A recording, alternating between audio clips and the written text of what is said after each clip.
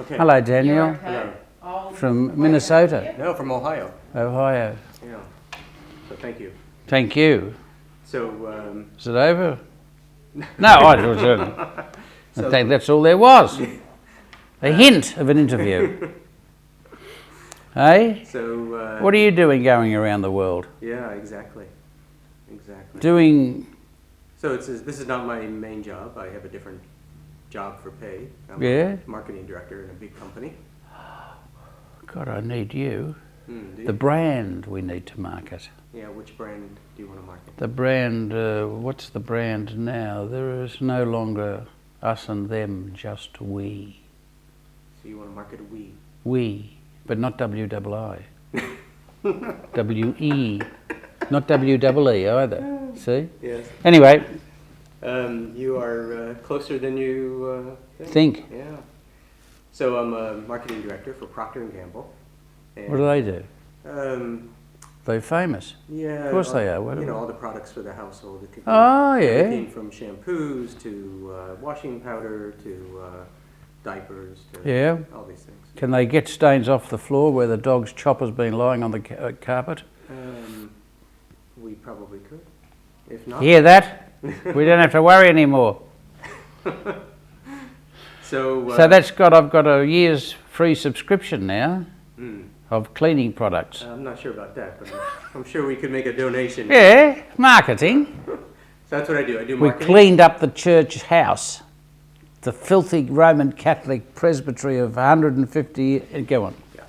So for 5 years, I've gone around the world when I've traveled for business, although not all the time. Like this trip's not business. And I've been interviewing people about the role of faith in their lives and what faith is and how faith has changed their lives. And I make a portrait of each person. And so you're somewhere around the 320th person. Yeah, what happened to the others? They're They still going? But you make a portrait, a picture, a photograph. I do the interview and then we do a picture. Yeah. So it's a photographic picture. It's not you don't go away and paint it. Correct. Yeah? I'm going to grab one of these drinks. Oh, look at these beautiful things. So, Are your wrists strong enough to open those things? Oh, here's a whirling dervish. Isn't that nice? So 18 countries so far. Yeah?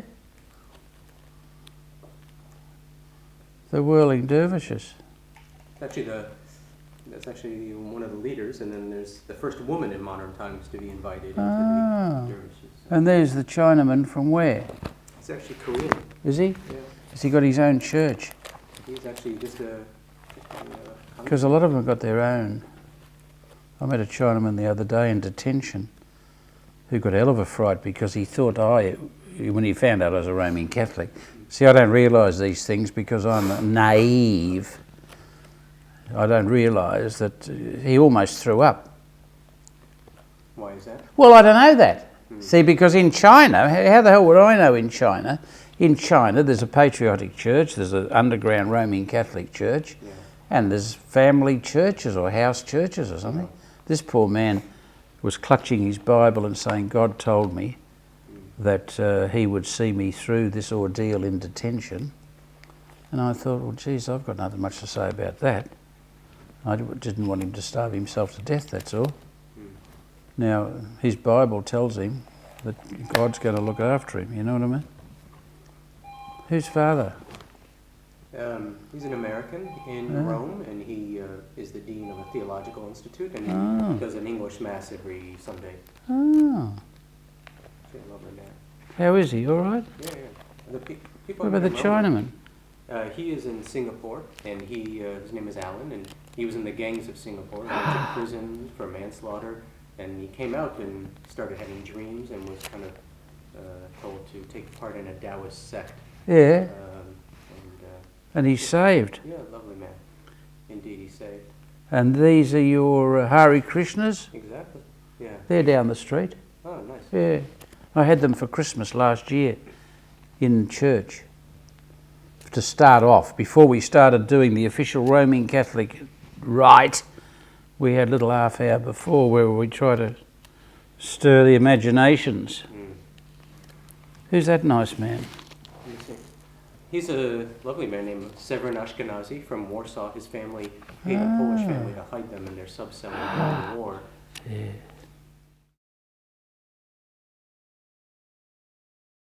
It's all right, so away we go. Yeah, so you know what? The purpose of the project is Yeah. trying to just collect people's testimonies across faiths and however how their faith has manifested in their life. So I have a series of questions. I'll Yes, ask you. yes, which I must answer truthfully. Yes, exactly. Do we need a Bible to? No. Okay.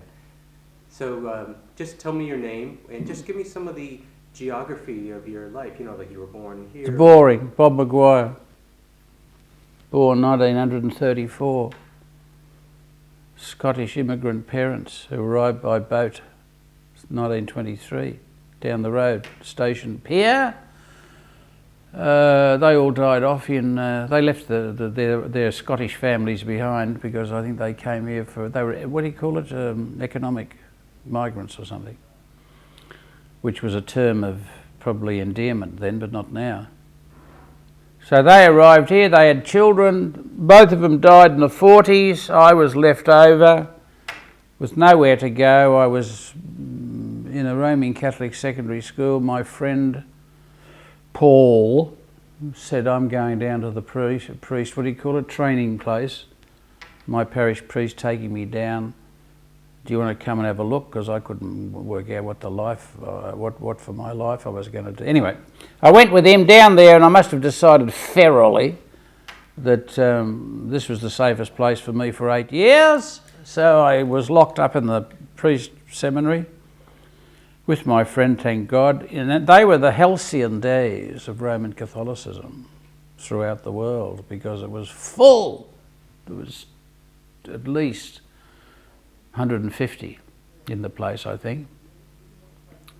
So that was an experience for 8 years of intensive Roman Catholic. But then it was an interesting period because you had the Vatican Council. So even as we went in, there was almost, what do you call it, an upheaval in Catholic culture. So by the time we came out, we were trained for the church of the future, lay-led, all that kind of thing, more interested in orthopraxis than orthodoxy. So that's 1960.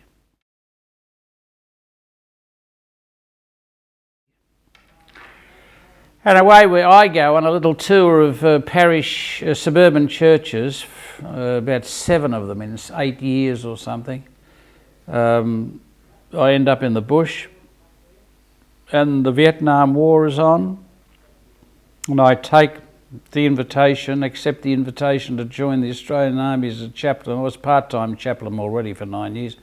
Full-time duties for 4 years because we had a conscription campaign on, and 20-year-olds, if their names were pulled out of a hat, had to go to the services.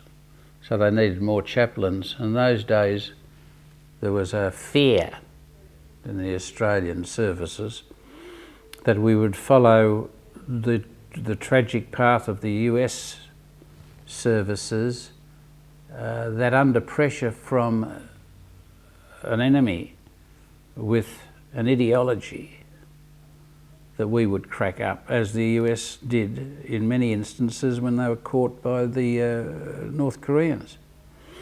So a program had been introduced by the US between the Korea and Vietnam, was called character training. It wasn't religious, but the only instructors they could find around the place were, in fact, ministers of religion.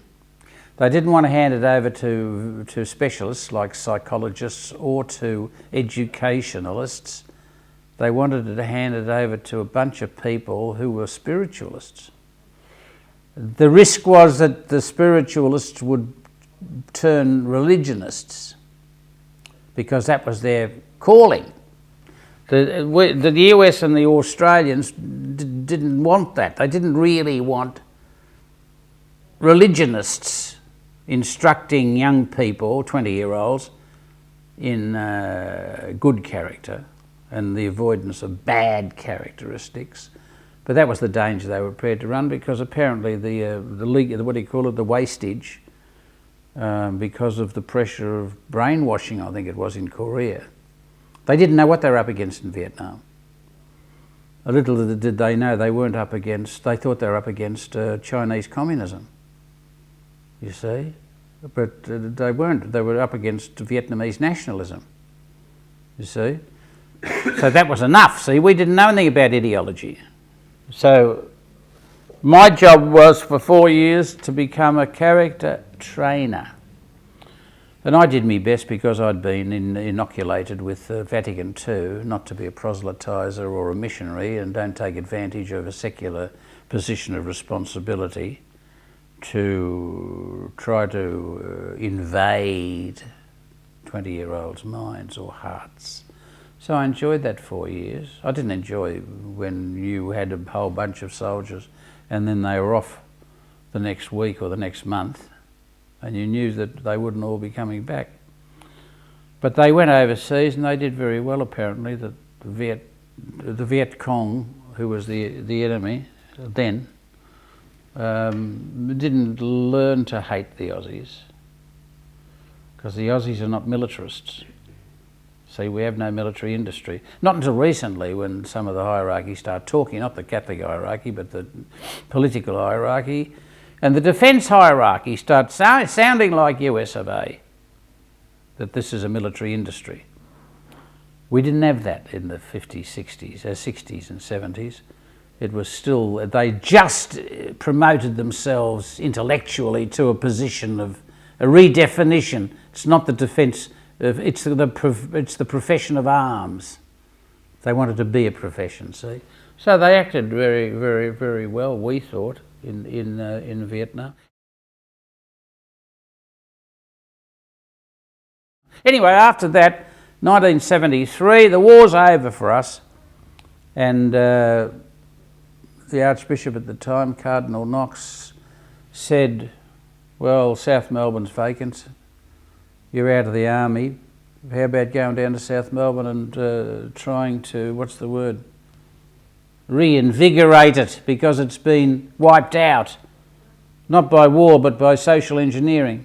Because in the 60s, this, close to the city, municipality, was full of factories and full of boarding houses and full of workmen's cottages. Now, for some reason, the state government decided to do a job on it.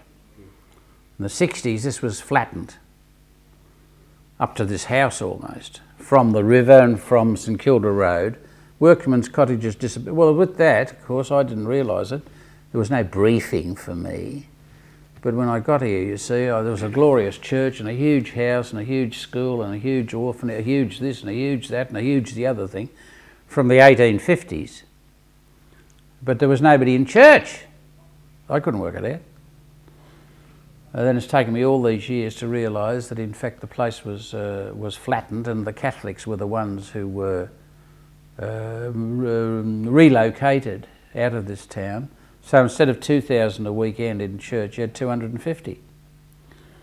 So that's when I decided that we better do something for somebody else, because any fool could look after 250. And there were 4 priests here, and a hospital, which got rid of 1. The rest could do there's 2 left over. So I mean, I said we better look on ourselves as being a safe haven or something for the neighbourhood. Now, little did I know, again, the neighbourhood was in fact generationally poor and even criminal. See? And the housing ministry had moved in and built 34-storey block of flats, and there was blocks of flats, and whole new ethos had moved in, you see. So your religion's not going to do you much good, because the mob that moved in fact, has got no connection. In fact, 36 years later, I'm marrying on a couple of days' time the first persons from the housing ministry that I've ever married. 36 years.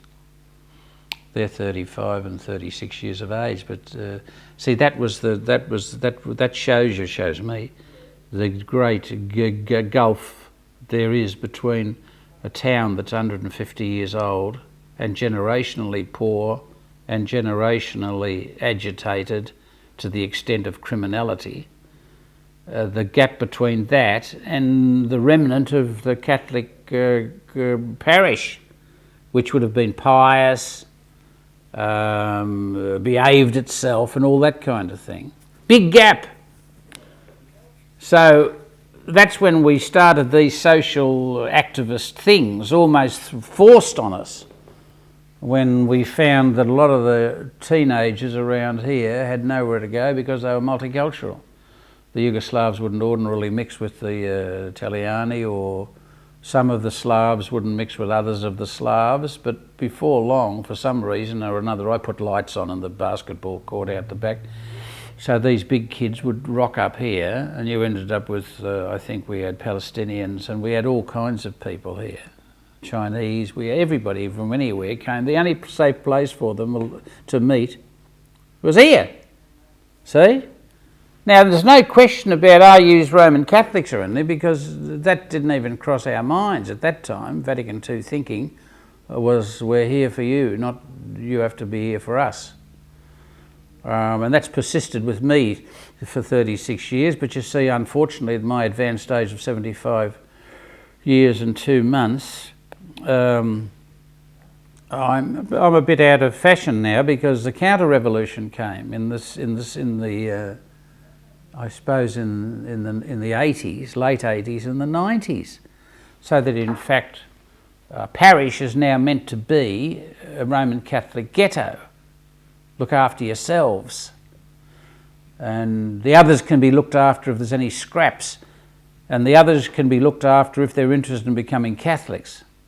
But you see, that wasn't our understanding in the 70s.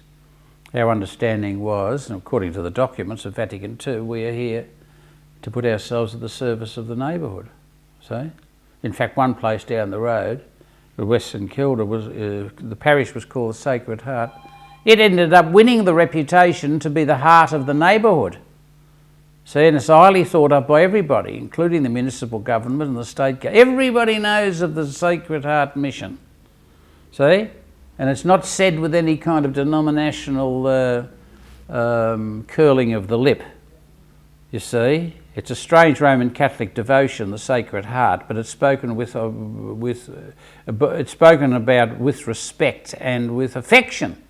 So that's admirable. They've got boarding houses now in their little empire, and they feed hundreds of people a day, every day, 7 days a week, and they do all kinds of outreach. Brilliant, brilliant. That place, West St Kilda, is a parish with a mission. See? Now this place here, St Peter St Paul, South Melbourne, has always been a parish looking for a mission. See? That was in a red light area where it almost jumped in the front door at you. See what I mean? I mean, people coming to church on Sunday would have to walk past sex workers standing on the steps. Now this place has never been thrust into that, stark confrontation. Make up your mind. Do you believe the girls on the steps are as important or valuable or blessed as the people in the pews? See, that's stark. See, whereas here, you see, we haven't got that. See, the people who come here come from boarding houses. They're not transients. They're locals as much as we are. You see. So we've gradually learned to coexist. We're co-located, you see. And I've tried to. The theology behind it would be, as Jesus said, that we have. What did he say? Well, I've got sheep that are not of this fold, or something. In other words, there's more than the mob that's actually safe in the sheepfold. See, so you've got a church which people safe in it. So they think they're safe religiously/spiritually. And then just 3 or 4 steps outside of that, in the backyard of the parish house, you've got 50 or 60 people 5-6 times a week who I would suggest are the other flock. See? Now you've got a chance, but you had more chance before the 80s. we were all preaching it all over the world, see. But after the 80s, a bit difficult, you see, because Mother Church at the top level, you see, the 10% govern the 90%, see, and it's trickled down again. Whereas before that, Vatican II said, no, it has to be trickle up, you see, so that all the boys and girls running around in uniforms and things, even if it's the Supreme Commander in Rome, remember that we were warned that Jews are only at the service of the other members of the church and the other members of society. So the model changed from a triangle when I was a child, Pope, bishops, cardinals, all of them. And the bulk was us, the rest. To Vatican II says it's a circle, and we're all in there together. And some of us are commissioned, but you're commissioned to serve the others. And if you can't do it, get out. See what I mean? Now we're going back to the damn triangle, you see. 10% versus, almost versus, not versus, but 10% governing the 90. What's your mission here in this parish? Now, I mean, it's the same as it was 36 years ago. But I mean, now, because I'm 75 and because headquarters is not all that keen on me, for a recent reason that's best known to them, not to us, because we never fell out until 1999, and I've been here since 73. What happened in 1999? I don't know. A new archbishop was appointed. Now, what he's got against us, I don't know. You see what I mean? Except, in fact, I believe it was a cultural clash, you see. And any opportunity like being 75, there's a rule that says, well then, you can be asked for your resignation, but ordinarily, if you're fit and all the rest of it, they'd refuse to accept it. He asked me for my resignation, and I said, according to the rules, you don't have to accept it. So we ended up in a what do you call it, a standoff. I would have been swept away unless there was public outcry, and I didn't go looking for it. But I mean, the fact of the matter was, because I'd been messing around in the media and because I've been messing around as a social activist for 30 years, all of a sudden you see you've got the giant woke up, and that gave everybody a fright, including me. I thought, what the... So all the people that you'd interacted with, neighbourhood, outside church, but even in church some, but not the top level, see. It would have been nice had you end up with another bishop or somebody saying, leave him alone. So it never happened. But the giant woke up, the sleeping giant, and rattled the bars enough for headquarters to say, well, maybe we better do a deal. So they did a deal which I think says something like, I'm staying here for 2.5 more years or something, you know. But I had to hand over micromanagement. So they ended up with something. But at least we were able, see, out of respect, but this place, I tried to tell them, and I've tried to tell people and tell myself for 30, 40 years, that this place, because it's the oldest Catholic suburban parish, has got some continuing ethos of its own. Now, they yawn at that or roll their eyes because strangely enough, the Roman Catholic Pope has just offered to the Anglicans who want to leave the Anglican Church their own, what he calls ordinariate, which means they can have their own bishops and their own way of doing things as long as they stay in union with Rome. And that's been the Roman tradition, the Roman Catholic tradition for 2,000 years. Because the Africans were like that, the Ethiopians were like that, the Armenians were like that, and I'm saying the Aussies should be like that. You see, that you would almost have an independent Australian ordinariate, because we're different. We frighten the Romans because the Romans are neat and tidy. The Aussies are sloppy. See, and they don't get. It's like my friend John Safran going to America with his shows, television shows, and not being well received because the Americans have not got the same sense of humour. as ours. See? It's not because they're bad shows, but it's a clash of cultures. And I suspect the same with the Romans, you see. The Romans take great offence at the Aussie casual, laconic approach to life. And they would say, well, listen, you'll all have to shape up and turn Roman.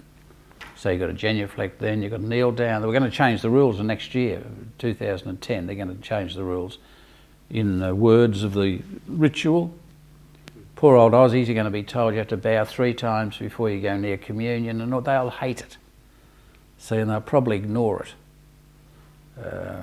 The migrants from overseas who've come and settled here will probably do it because they've come from minority Catholic populations in overseas countries where they had to stick together and conform together to show a bit of solidarity in the face of predominant Hindu, Buddhist, Shinto, whatever.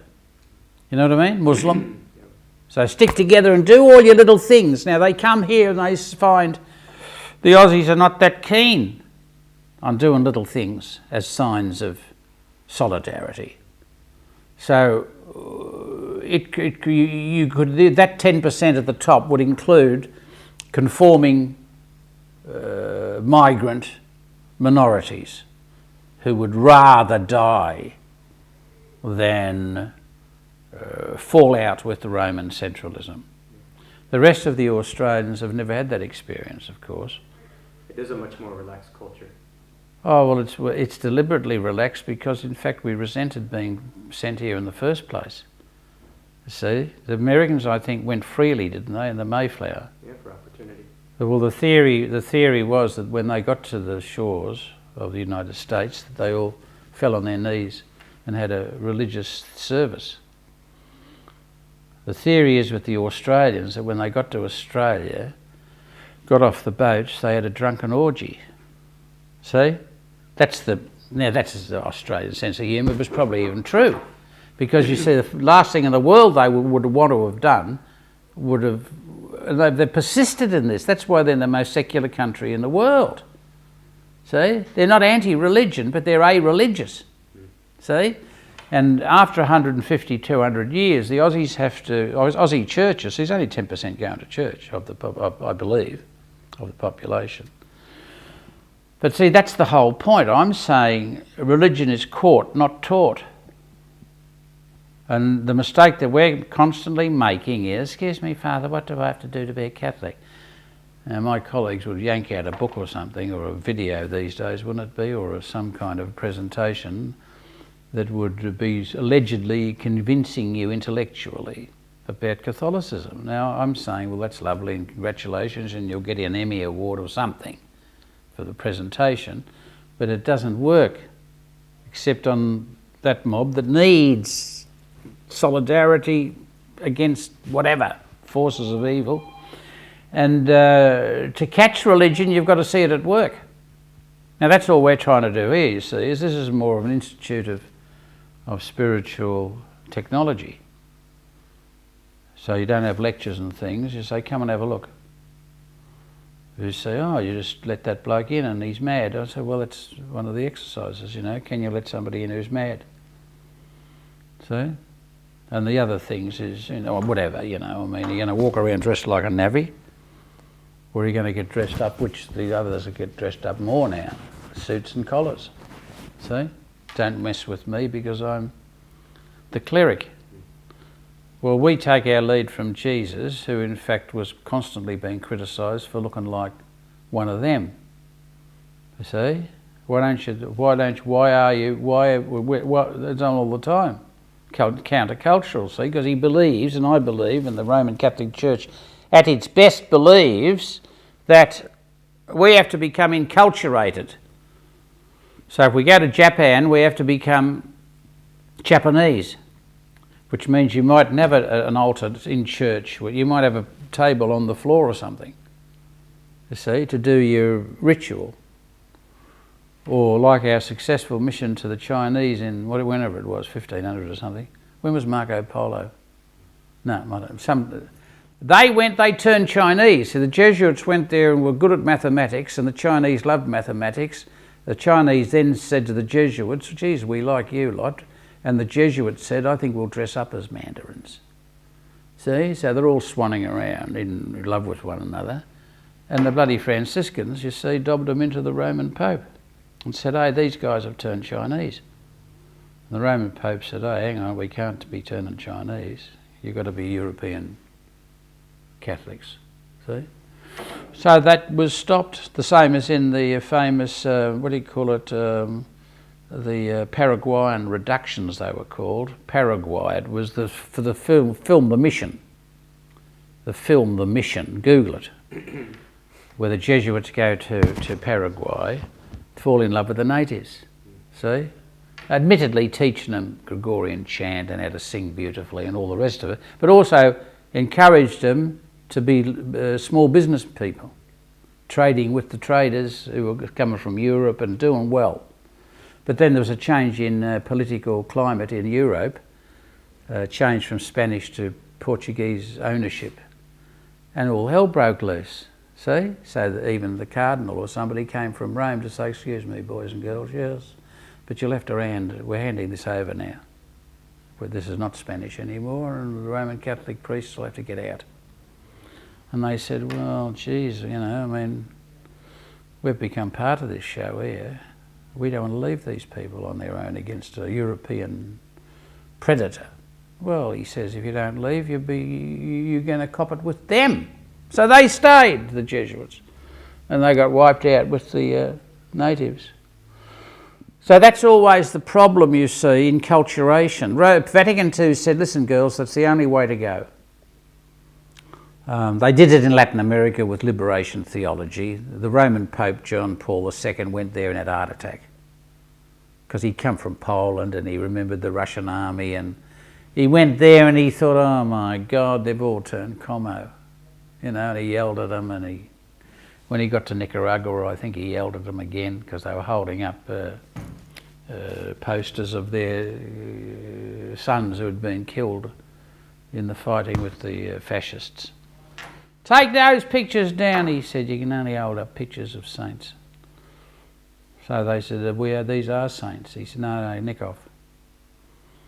So that was, the downturn was happening during his time, God rest his soul, and has spread around the world so that, so the bishops, the trickle down's all right if your bishop is a martyr. It's like El Salvador, Mr. Romero, who was a fascist and then turned into a freedom fighter. So he got shot for it. See? He went that far. See? So unfortunately that liberation theology, they could have cleaned it up and made it a little less Marxist-like. He says they wouldn't frighten people, you know, the Europeans get a lot of fright. See? People sitting around in huddles and talking about the gospel instead of saying the rosary or doing a novena or something, you know. So I didn't like all them little huddles, see? A bit like the French Revolution with people meeting in cafes and plotting and planning. No, I don't like that. The hierarchy doesn't like any of that, you see. So if it identifies that there's a gaggle of revolutionaries, they think, they get a fright and they end up almost investing the people that they don't like with some mythical, you know what I mean? Is that how they think of you? Well, I don't know. I don't know if they think at all. See, that's the problem with them here. See, because we haven't had an intellectual discussion.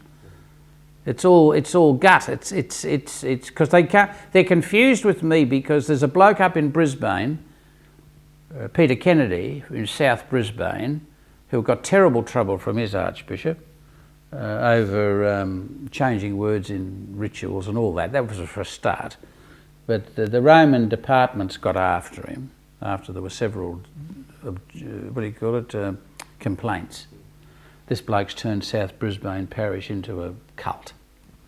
So they went after him, and eventually he and his followers fled the church and went down the road to the Trades Hall Council for their services. Here, you see, up there, Peter Kennedy could have made, I think, some tactical changes without losing whatever it was he was trying, ethos, whatever it was he was trying to protect. But here, you see, I kept saying, and I've said for years, ever since I was commissioned, that I'm orthodox but not conventional. See, because if you're unorthodox, they'll throw you out. But I'm not unorthodox, and they keep swearing oaths. I could say to your Archbishop Hart, he's, no, I know, Bob, I know, you're loyal, and I salute and everything, kiss his ring, and God, and I'll do anything they want. You see, because the Aussies do that. See, they always saluted the officers, and then when the officer went out of sight, the Aussies would say, he's a peep of bullshit. You know what I mean? But never tackled them head on. See, because we're conservatives, the Aussies. But we're unconventional. See what I mean? I want to take us in a different direction. Yes. One of the questions I ask people about your own personal experience is, because I want to actually talk about you now for a while. What is the earliest memory you have in your life of some sense of the divine, some sense of God in your life? I don't know, I suppose hanging around church as an altar server. Do you remember a particular No. instance? No. Hanging around churches, the more complicated the ritual, the more fascinating it was. I couldn't work out what the hell they were doing. 3-branch candlesticks and incense and all of that. I was just amazed at... I was under 12. But the most spiritual, as you say, experience, my mother's death. Well, my sister probably, she died at 20, she shouldn't have died. During WW2, fell in love with an American Marine, kissed him probably, and ended up with TB. He wrote a letter, Dear Kathleen, I am in the hospital in Sydney and I've been diagnosed with TB. I hope this has not created any trouble for you. And by the time the letter got here, she was dead at 20. So that was a bit startling and therefore spiritual, I would have thought, for a 12-year-old. And then my father died, lung cancer. That wasn't so because I never knew the man very well because he was a sailor. And then the mother died, which was the last safe place, you know. So then I was on the loose. Now those deaths, I suspect, were Passovers. But then I was so young, you know, I mean, I would have thought. But see, anything to do with apparitions of Mary or something, I never had any of them. But thinking back on your sister's death... Yeah, no good. Because she used to look after me. Because we had a tough house, and not a ghastly house, but I mean a tough house, because the old man was a sailor, and he was a drunk.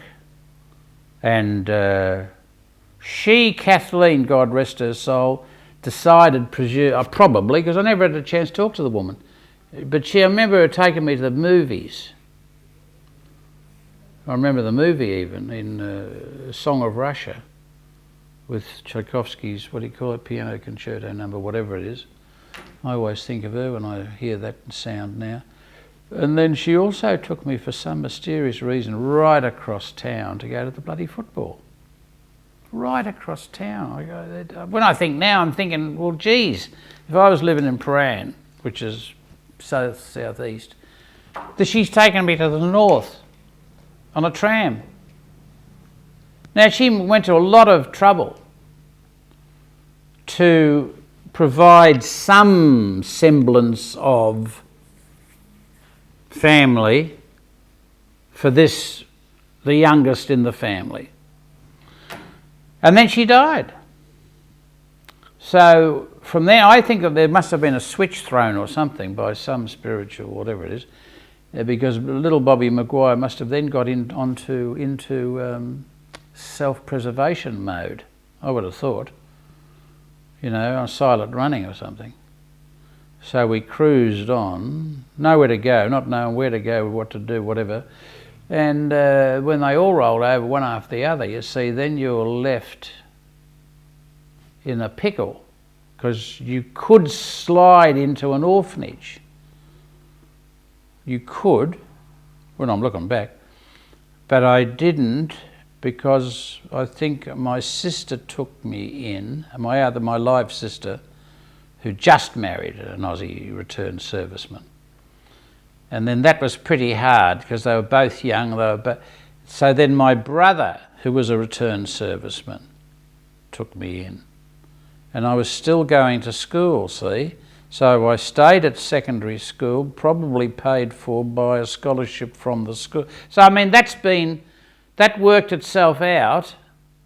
I've been trying to go back over things. How the hell did I get from point A to B in a bus? I can't remember any of that, because that would be exciting if I could remember the details of how I got from A to B to C to D to E to F, because I was always on my own.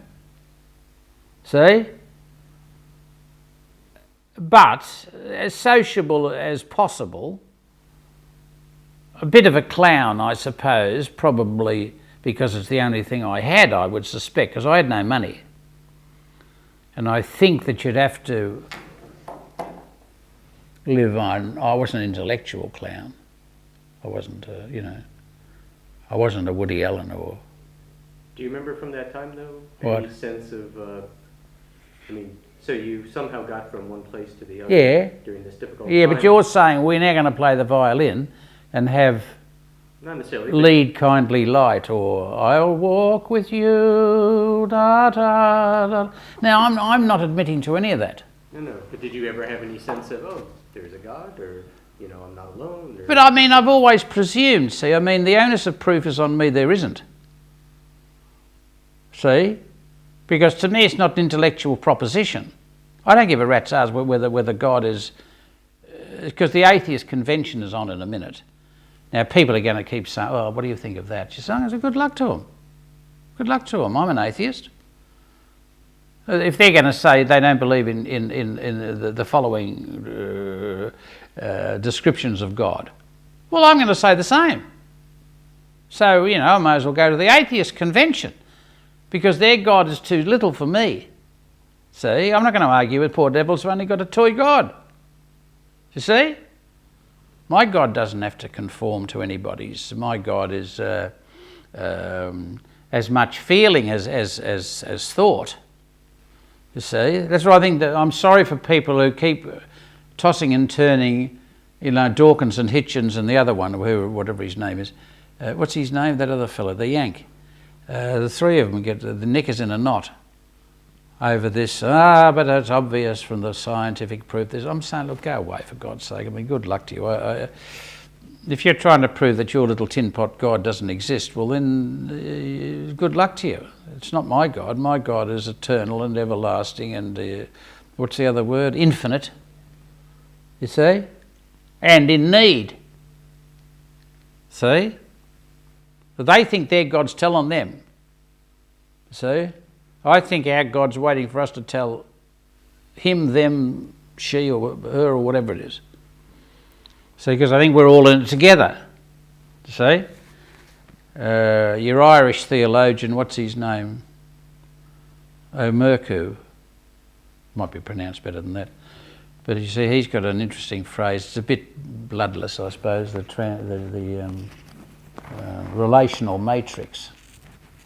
It's a bit... But still, he goes on and on about it. You see, everything, don't panic. Why would you panic? And why do you think Jesus is that a unique? Because he said this has been going on since the beginning. He said wisdom was in the beginning before God. It's even in the Bible. See? In the beginning was the Word, and the Word was God. Well, see? So he's fitting all of that in to a previous dimension. You see? That'll do me. Now, you can have experience of that, whether it's the dog there. I think, what's his name? Muhammad said, if you want to see signs of life or something, have a look at the white teeth of a dead dog. See, it's all over the place. The vestiges, the traces, you see.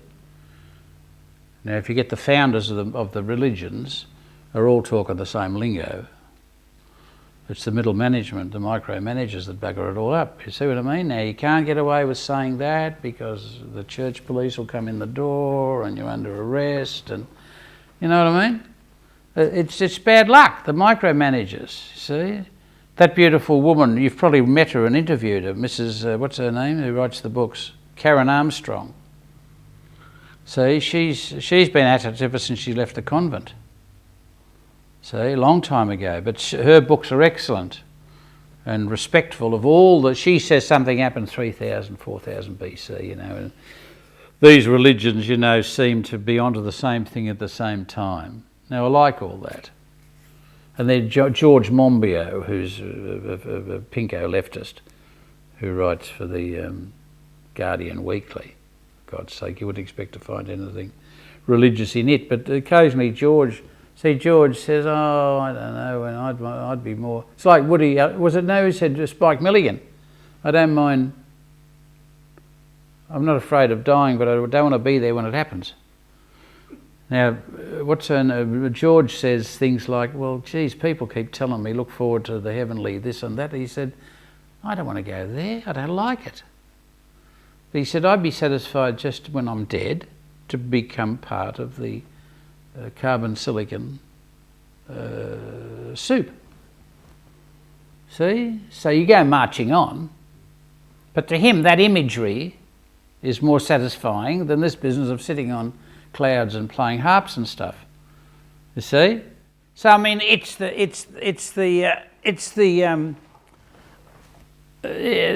religion is a many splendid thing. What annoys me of denominations, grab it and put it in a box.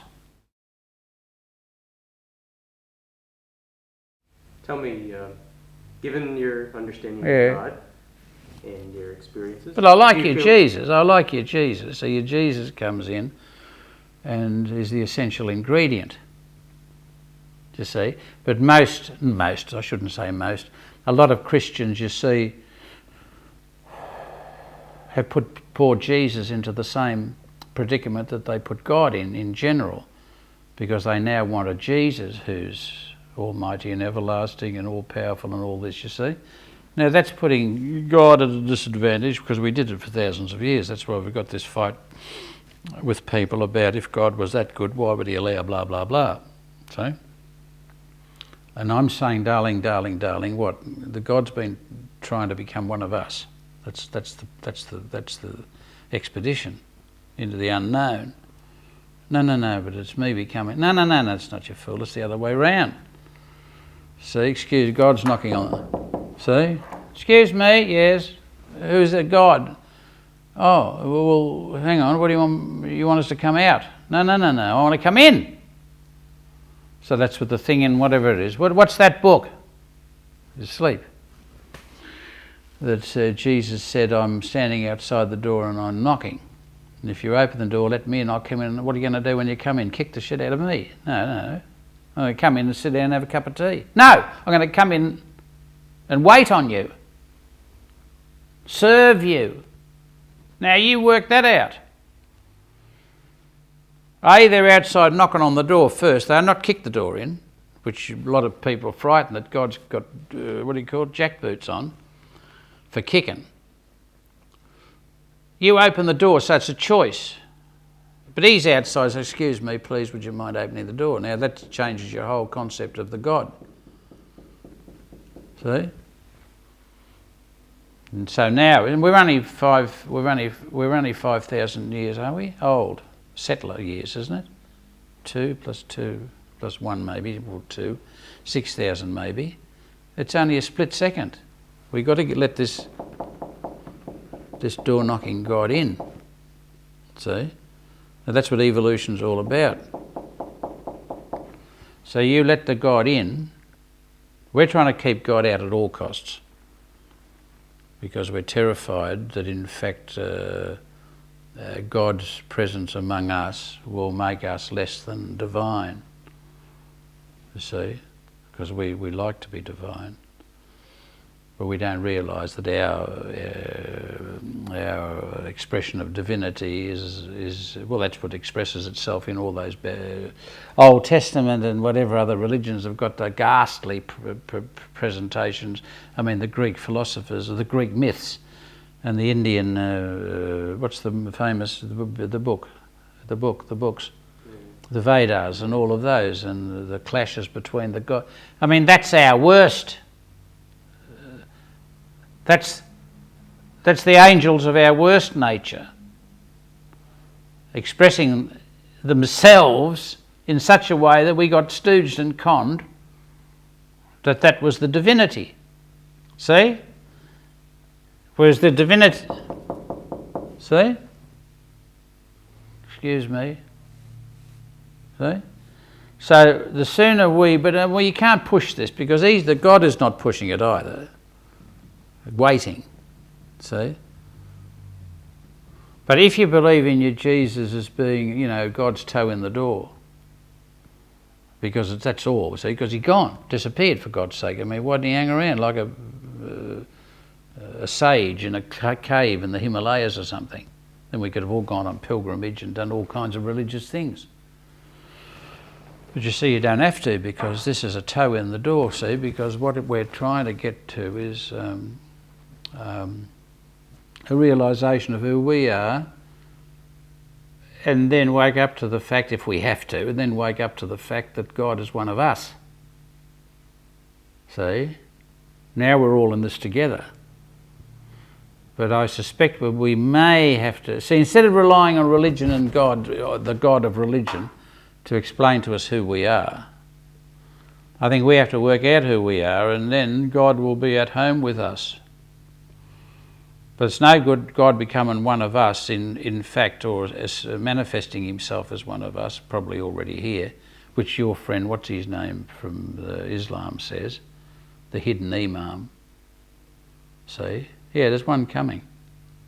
That's what Iranians are different from Iraqis, you see, because they believe in the hidden imam, who's really unhappy with the way things are going in Islam and the way things are going in the world, and the time comes when the hidden imam will manifest himself, see, and Islam will be sweet. But you see, the Jews got the Messiah, see, everything will be all over Red Rover when the Messiah turns up. The Christians have got the second coming of Jesus, The Buddhists, I don't know what they've got, because they keep going, don't they? Reincarnation and stuff, so they got theirs fixed up. The Hindus, I don't know, what is it, an eternal clash or something between the gods or amongst the gods or something. But see, it's this business of renewal. I'm perfectly happy, see, if Mr. Darwin is only 150 years gone, isn't he? Or 100, 150? Mr. Darwin, you see, who put us on the right track, that it's evolutionary. And you can safely talk now, I don't know, there might be a book over there about the evolution of God. See, which shocks the conventional theologians, church police, I can hear them now, coming, the siren, because they think you're in fact saying that God is evolving from something less to something. You're not saying that at all. You're saying the problem with God is our infantile capacity to let God in, see? Fear. So you've got the evolution. We evolve, God evolves with us, see? So that's why I'm saying Catholicism to me, and in this little patch here, 36 years, that's all we're trying to do. But I can't go around the place spruiking about the relational matrix, see? Tell me, in your life, yes, do you feel like you can tell me the first time you feel like you had to rely upon God? Was there a moment in your life where you feel like... Well, the death of the closest to you, wouldn't it? So you've got nothing else to do. What else are you going to do? Was that conscious for you? I would have thought it's like breathing. Isn't it? That's why people shouldn't be afraid, because, I mean, everybody's afraid that something terrible is going to happen to them. It can't happen to them. It's not going to happen anyway. It may appear to happen. You got run over by a truck or something, or fell into a threshing machine or something. It looks bad.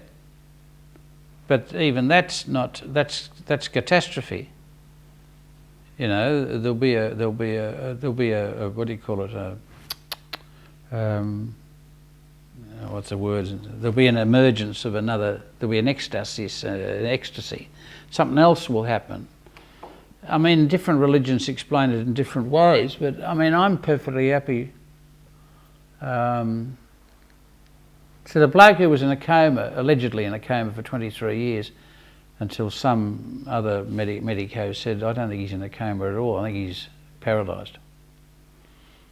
Oh, they said, Jesus, if he's only paralysed, it means he's been thinking and feeling, and not feeling, thinking, for 23 years. See? No, the bloke said somehow, either with writing or with word, said, oh, yeah, it was bad because I knew everybody was fussing around, and especially people saying that I wasn't conscious. But he said, I dreamed me way through it. That's not bad for 23 years. What else can you do? Well, my mate, social worker Les Twentyman, big fat man, went in to have lap surgery, you see, and then got toxic and fell into a coma for at least 3 months. And we were all going to it, yak, yak, yak, yak, yak, and he can hear and all of that. But see, he thought his way through that for 3 months. Now, we got to appreciate that our powers are divine.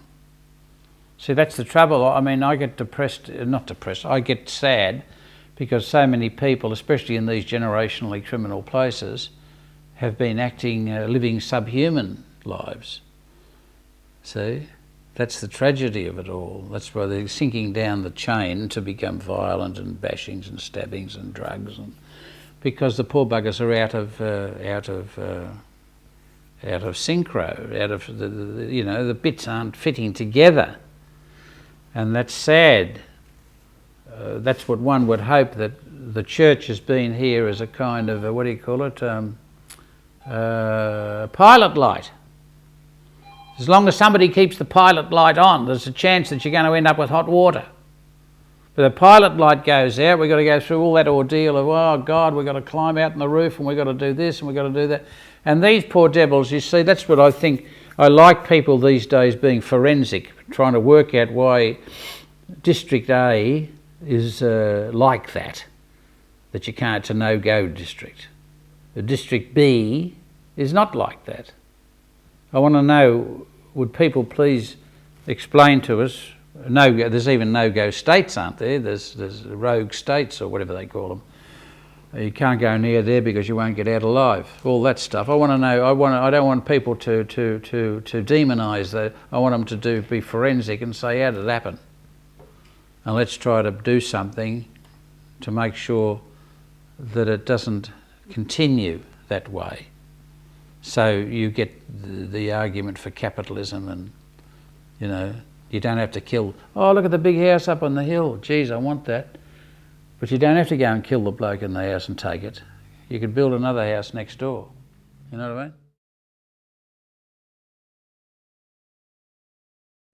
Do you feel like there's a time in your life where you doubted your faith?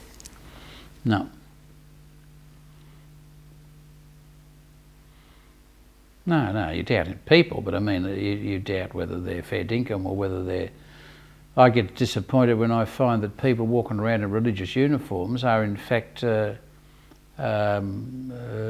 less helpful than people walking around in waterside workers' singlets and things. I mean, doubt, no, I can't. How can I doubt? See, breathing, to me the whole bloody thing is about breathing.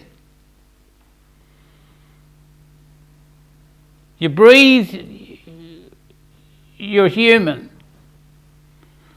You're human, are you a human being having a spiritual experience, or are you a spiritual being having a human experience? Whatever way it goes, you're in that position of advantage. So that's why the Roman Church worries about fetuses, because these people have got a mission in life, and that is to reveal an aspect of divinity in humanity. Now, if you're going to chop them up, well, then you've just done away with 3, 4, 5, 1,000, 2,000, 5, whatever, imprints. And we need them all.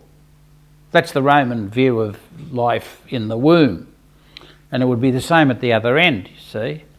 Mrs. O'Shannessy, yes, would you like to continue to live? Yes, I'd like to live, please, with tubes and everything. I'd love that. I don't want to go.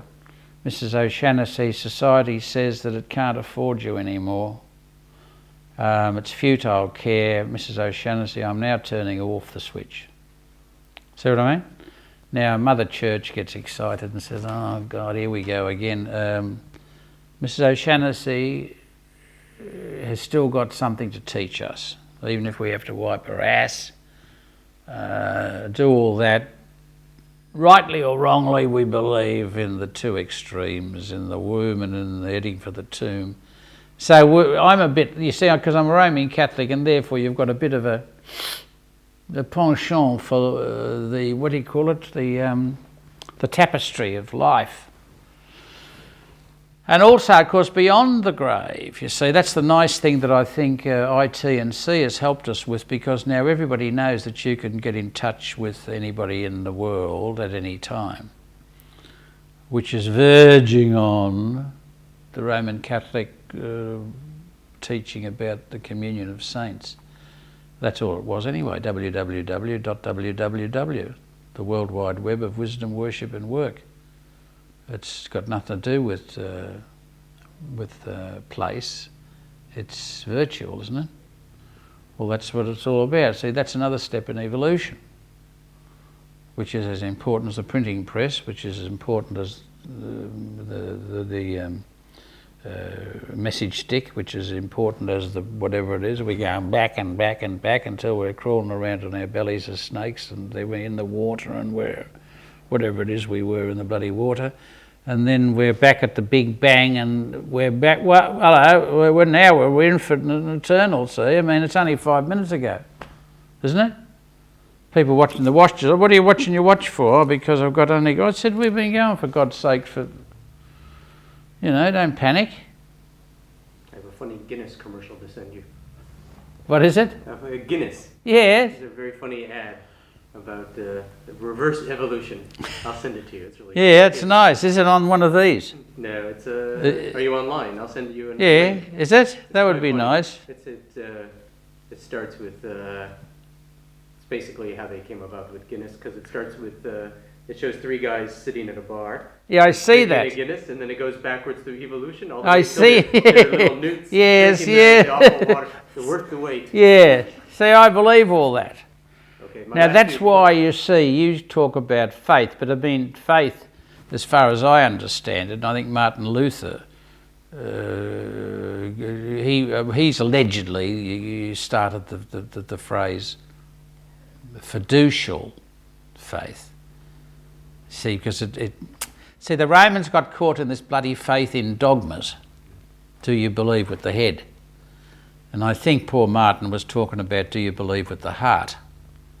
See, so he used fiducian, fiducial, fiducia, and it means trust. So there's more to faith than knowing something with the head.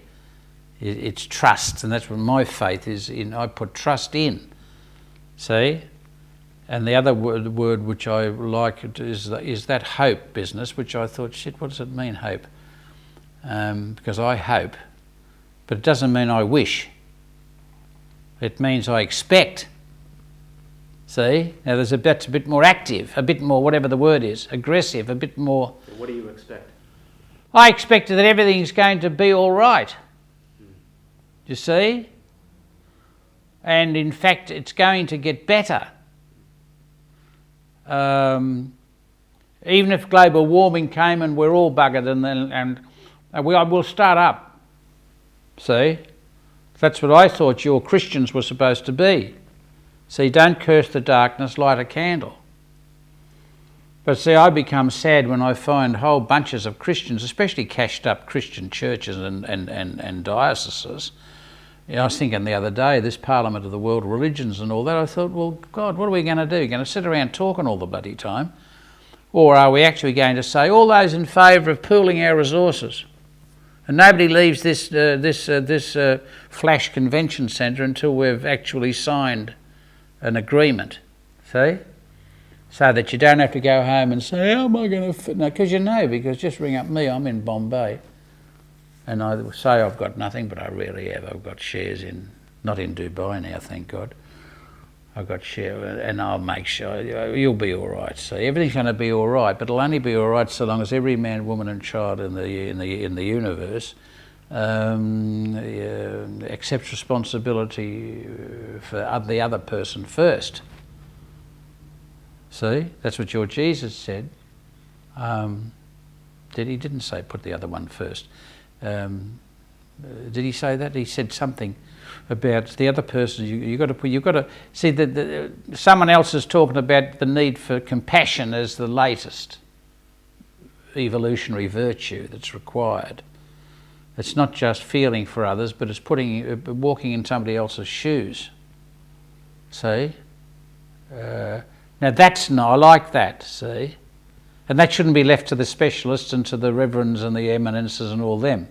That's every man, woman and child has got to be a task force of one. See? So that's why religion has to devolve to every man, woman and child. It's no good leaving it to the clerics. See? Because the clerics have got an occupational hazard, which is to take over. See, because you need us, we are the clerics, only we know the secret formulas. Now that's 10%. The 90% are running around the place, as Muhammad, may his name be blessed forever, said, listen, let's forget about cathedrals and mosques and we just have the mat. And everybody laughed and rolled their eyes and said, oh, cheeky bugger, the mat. That means everybody can have a mat. Everybody's got a mat. And that was supposed to be the end of the story for the Arabs. They don't need the Byzantine religion, and they don't need the Roman religion. They don't need the Jewish religion, even though they were friendly with two of those. They only needed the mat. See? We say here in the ceremony, I think from the Civil Celebrants book says, ladies and gentlemen, at a wedding, it's not a priest or a minister of religion who makes this marriage real. It's the couple before us and their family and their friends, assisted by the celebrant. And I thought, ooh, church police will be here in a flash. But I think that's true, you see. You don't want to chop the heads off the clerics, but you only want them to behave. See, that they learn that they're part of, not greater than. What's your greatest wish? Oh, the end of clericalism. I wouldn't expect to live to see it, but I mean, it went off the boil in the Roman Church with Vacant II, because the chief cleric said, for example, I'm getting down off this seat for a start, which they used to carry around on their shoulders and that, which was a blessing because the man was 20 stone or something anyway. But you see, he wanted to walk around the place like a human being, see? And then he told everybody else, open the windows because the church stinks. Now that's the end of clericalism. See? Whereas now they're putting the windows up again and they're all dying to get into, there's new lines in vestments, there's new lines in sacred chalices and candles. The glossies come out now like a pornographic literature.